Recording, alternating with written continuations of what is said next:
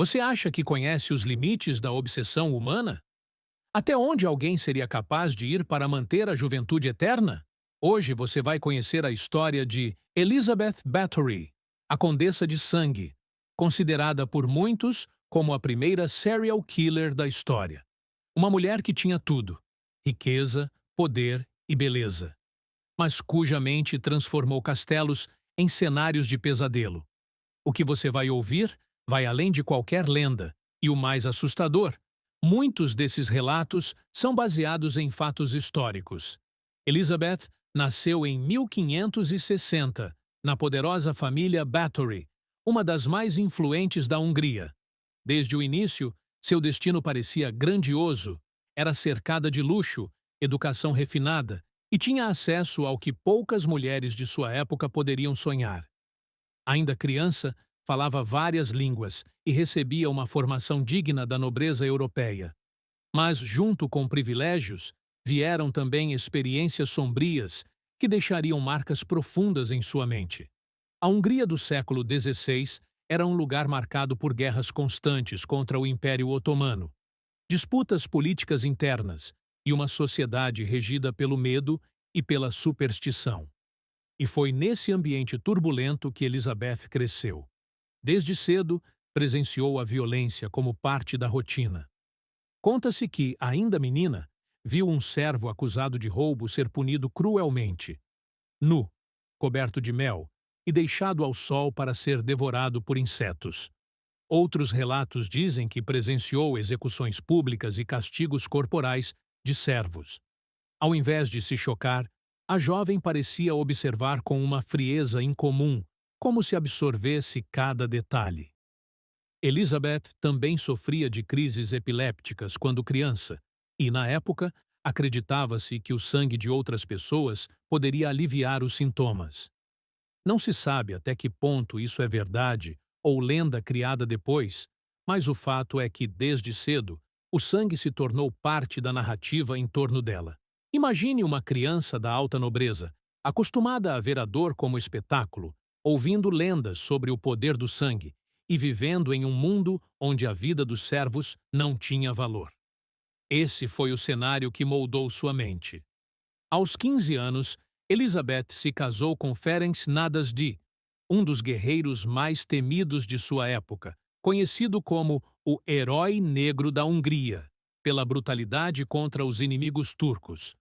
O casamento foi uma aliança política poderosa. A cerimônia reuniu a elite do reino e, como presente, Elizabeth recebeu o castelo de Chaktice, que mais tarde se tornaria palco de seus crimes. Mas a vida de casada não trouxe felicidade. Ferenc passava longos períodos em campanhas militares, deixando Elizabeth sozinha nos castelos, cercada de servos e com uma mente inquieta que ansiava por controle. Enquanto o marido estava ausente, Elizabeth exercia a autoridade absoluta sobre suas terras. Era ela quem administrava os servos, quem decidia punições, quem representava a família diante dos súditos. E aqui começa a transformação. Aos poucos, relatos começaram a surgir sobre sua severidade incomum. Servos que falhavam em tarefas simples eram punidos de formas cruéis. Não era apenas disciplina. Havia prazer em ver o medo nos olhos daqueles que ousavam errar. Foi nesse período que, segundo testemunhas da época, surgiu sua obsessão mais perturbadora: a busca pela juventude eterna. Elizabeth era conhecida por sua beleza, descrita como de cabelos ruivos flamejantes, pele clara e olhos penetrantes. Mas, à medida que envelhecia, o medo de perder essa beleza começou a consumir sua mente.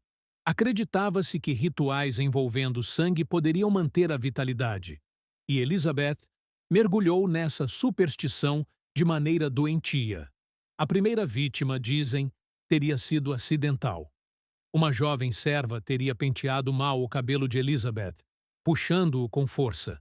A condessa, furiosa, bateu nela com tanta violência que o sangue respingou em sua pele. Elizabeth, ao olhar no espelho, acreditou que sua pele parecia mais jovem, mais viva.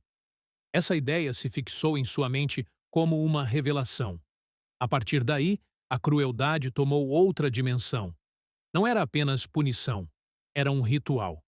Com o tempo, as vítimas deixaram de ser apenas servos castigados.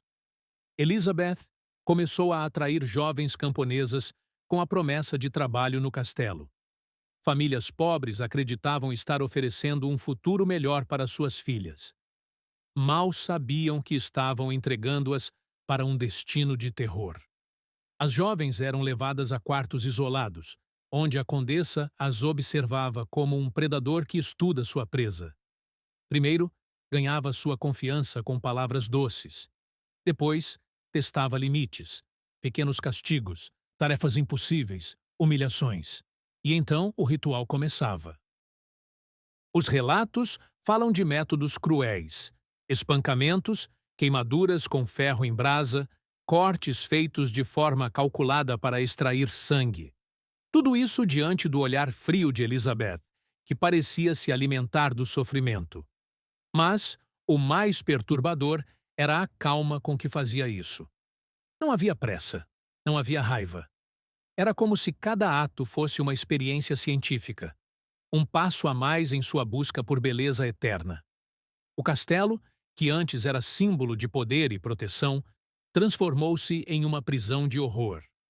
Corredores de pedra abafavam os gritos, quartos eram adaptados para torturas, e servas fiéis eram obrigadas a participar dos rituais. Muitas vezes, Elizabeth ordenava que suas criadas ferissem outras jovens, colocando todas sob o mesmo terror.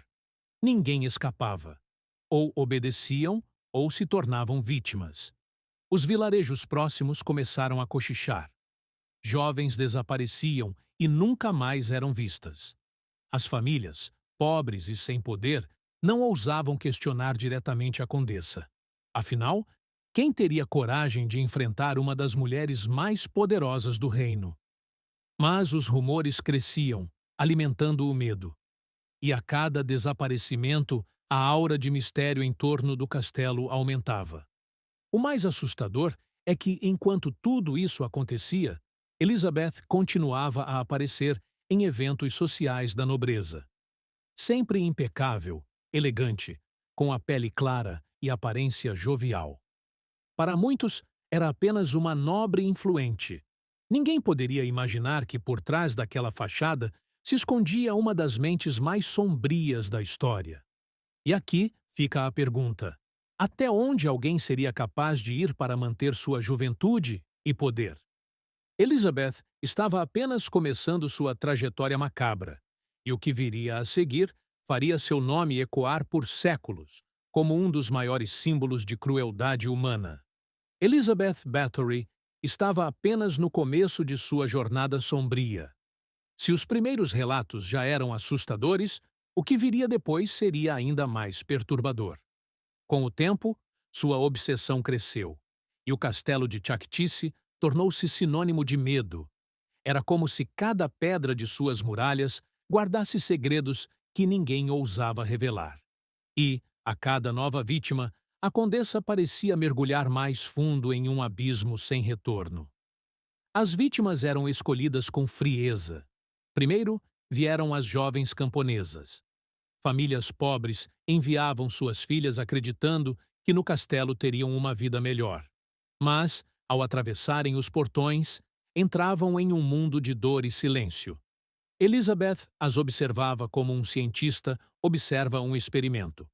Testava sua obediência, avaliava sua coragem e então as submetia a tormentos que ninguém poderia imaginar. Muitas vezes, prolongava o sofrimento apenas para analisar cada reação. Para ela, o desespero humano parecia ser um espetáculo irresistível. Relatos de testemunhas dizem que Elizabeth usava métodos de tortura que causavam tanto dor física quanto psicológica. Algumas jovens eram deixadas nuas no frio rigoroso do inverno, com baldes de água gelada despejados sobre seus corpos até congelarem. Outras eram feridas com agulhas ou lâminas, de modo a sangrar lentamente. Havia também quem fosse amarrada e espancada até perder os sentidos. O sangue era recolhido, e Elizabeth Acreditava que mergulhar nele ou aplicá-lo em sua pele a deixaria mais jovem, mais bela. Mas o que tornava tudo ainda mais macabro era a forma calculada como organizava cada ato. Não havia pressa, não havia improviso. Cada tortura parecia um ritual cuidadosamente planejado. As servas mais próximas, como Ana Darvolia, eram obrigadas a ajudar. Algumas se tornaram cúmplices, outras tentaram resistir, mas a resistência custava caro. Quem se negava acabava tendo o mesmo destino das vítimas. No castelo, não havia escolha. Ou se tornava carrasco, ou se tornava vítima. Com o tempo, Elizabeth já não se contentava com camponesas. Seu círculo de crueldade se expandiu. Passou a atrair jovens de famílias mais ricas, sob o pretexto de educá-las em etiqueta e boas maneiras. Para os pais, era uma honra ver suas filhas sob a tutela da condessa. Para as jovens, era uma sentença de morte. Esse foi o erro que colocaria a nobreza contra ela. Quando donzelas de famílias respeitadas começaram a desaparecer, os rumores deixaram de ser apenas cochichos de vilarejo e chegaram aos ouvidos das autoridades. Mas, até esse ponto, ninguém ousava confrontá-la diretamente. Elizabeth era poderosa, rica, conectada às famílias mais influentes. Seu marido, Ferenc Nadasdy, ainda que ausente em muitas campanhas, mantinha o prestígio da família. E mesmo após a morte dele, em 1604, Elizabeth manteve intacta sua posição social. Para muitos, era impensável acusar alguém de tão alto status. Assim, as mortes continuaram, e a condessa se sentia cada vez mais intocável. Dentro do castelo, o clima era de terror permanente. Servos viviam em constante medo, nunca sabendo quando poderiam se tornar o próximo alvo. Há relatos de que, em algumas noites, gritos abafados ecoavam pelos corredores, mas ninguém ousava investigar. O silêncio era a única forma de sobrevivência. Era como se todos ali fossem prisioneiros de um pacto macabro. Sabiam o que acontecia, mas fingiam não ver. Um dos relatos mais chocantes descreve como Elizabeth, obcecada em manter a juventude, mandava abrir cortes no corpo das vítimas para se banhar no sangue ainda quente. Se isso foi fato ou exagero alimentado pelo tempo, é impossível saber com certeza. Mas o mito da condessa que se banhava em sangue tornou-se um dos mais fortes da história. E é exatamente essa mistura de realidade e lenda que mantém seu nome vivo até hoje. Há também histórias de câmaras secretas dentro do castelo, onde instrumentos de tortura eram guardados. Ganchos de ferro, correntes, mesas de pedra. Alguns afirmam que havia até mesmo um tipo de gaiola de ferro, usada para dilacerar corpos. O quanto disso é real e o quanto foi amplificado pelos boatos, nunca saberemos. Mas, para os que viviam próximos ao castelo, a sensação era clara. Havia algo profundamente errado acontecendo ali. O impacto na região foi devastador. Famílias temiam enviar suas filhas para qualquer tipo de serviço. Os vilarejos viviam sob constante tensão. A condessa, que deveria ser uma figura de proteção e liderança, tornou-se o maior pesadelo daqueles que estavam sob seu domínio. E ainda assim, ninguém tinha coragem de enfrentá-la. O poder, a riqueza e a posição social eram barreiras quase intransponíveis.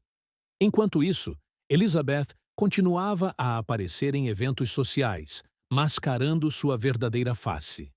Para a nobreza distante, era apenas mais uma senhora influente, dona de terras e herdeira de uma das maiores famílias da Hungria.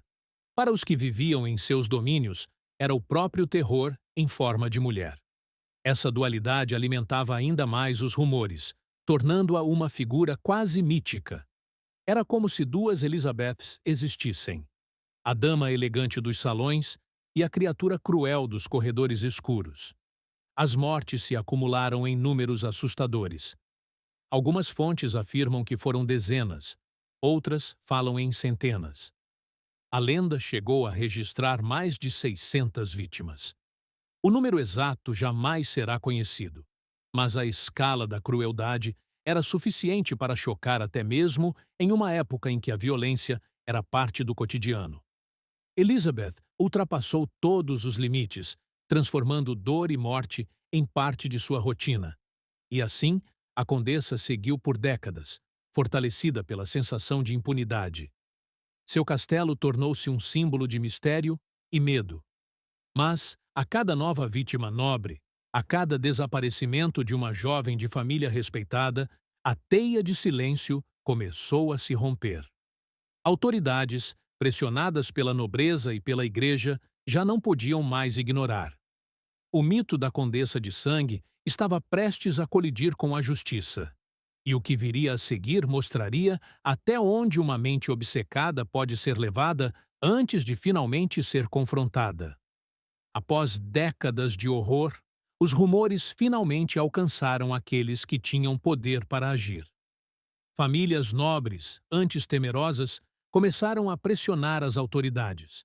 Jovens desapareciam, histórias se acumulavam e o silêncio, que antes protegera Elizabeth, começou a se desfazer. Os relatos de servos, cúmplices involuntários e até visitantes do castelo tornaram-se peças-chave para a investigação. Pela primeira vez, o impensável tornou-se possível. A Condessa de Sangue poderia ser confrontada. A acusação não foi simples. Como uma das mulheres mais poderosas da Hungria, Elizabeth tinha aliados e privilégios que a protegiam da justiça comum. Muitos temiam que uma condenação direta pudesse causar instabilidade política. Por isso, foi decidido um método peculiar. Elizabeth seria confinada viva, aprisionada em um quarto dentro de seu próprio castelo, com apenas pequenas frestas para a passagem de comida. A sentença não exigia morte imediata, mas garantia que jamais sairia livre. Era o castigo adequado para alguém cujo poder havia ultrapassado todos os limites morais. Ao ser confinada, disse que Elizabeth permaneceu fria, indiferente, como sempre. A frieza que marcará sua história se manteve até o fim. Alguns relatos afirmam que a cada visita dos guardas ou de familiares, ela se comportava com a dignidade de uma nobre, sem qualquer arrependimento. Os anos passaram e a mente que outrora arquitetara horrores no castelo continuava presa dentro de seu próprio domínio, como se a obsessão tivesse finalmente se voltado contra ela mesma. O julgamento histórico, ainda que limitado devido ao status da condessa, revelou detalhes perturbadores. Servos relataram números, métodos e rituais. Alguns instrumentos de tortura foram encontrados, e câmaras secretas do castelo confirmaram a magnitude do terror que havia sido cometido ali. Para os investigadores, era quase impossível separar fato de mito. Mas uma coisa era clara: Elizabeth havia transformado sua sede de poder e beleza em um império de horror. A Hungria jamais esqueceria o nome Bathory, mas o que permanece mais intrigante é a mistura entre realidade e lenda. Algumas histórias falam de banhos de sangue que teriam rejuvenescido sua pele. Outras mencionam práticas ainda mais macabras, que desafiam a lógica e a razão. Pesquisadores modernos debatem até que ponto esses relatos são exageros, criados para manchar seu nome ou refletir o medo da sociedade frente a uma mulher que ousou desafiar convenções. Mas, independentemente da veracidade de cada detalhe, o impacto psicológico que Elizabeth causou é inegável. Hoje, os castelos de Chaktisy permanecem como testemunhas silenciosas de sua história. Visitantes relatam sentir uma atmosfera pesada, quase palpável, como se ecos do passado ainda vagassem pelos corredores. E é exatamente isso que mantém viva a lenda da Condessa de Sangue: o poder da imaginação. Cada relato de grito abafado, de sombra nos corredores ou de portas que rangem ao vento alimenta o fascínio pelo desconhecido, pelo medo e pela obsessão humana levada ao extremo. A vida de Elizabeth Bathory é um lembrete sombrio de até onde o desejo de controle e eternidade pode levar uma pessoa. Sua beleza e poder, que poderiam ter sido usados para criar ou proteger, foram transformados em instrumentos de terror. E, por mais chocante que seja, essa história também levanta questões sobre a própria natureza humana. Até onde cada um de nós poderia ir quando consumido por obsessões e ambições desmedidas? E você, ao ouvir tudo isso, consegue imaginar a mente de alguém que transformou luxo em horror e juventude em obsessão mortal? Elizabeth Bathory mostrou que, às vezes, o mal não tem limites e que a busca por eternidade, beleza ou poder absoluto pode custar vidas inocentes, deixando um legado que assombra séculos depois. Talvez o maior terror não esteja apenas no que foi feito, mas na capacidade humana de transformar obsessão em um reino de horror absoluto. Se você sentiu arrepios ao imaginar os corredores do castelo, os gritos abafados e a frieza da condessa, compartilhe nos comentários o que mais te chocou nessa história. Porque, mesmo séculos depois, a mente de Elizabeth Bathory ainda consegue prender nossa atenção, desafiar nossa compreensão e nos fazer refletir sobre os limites da obsessão humana.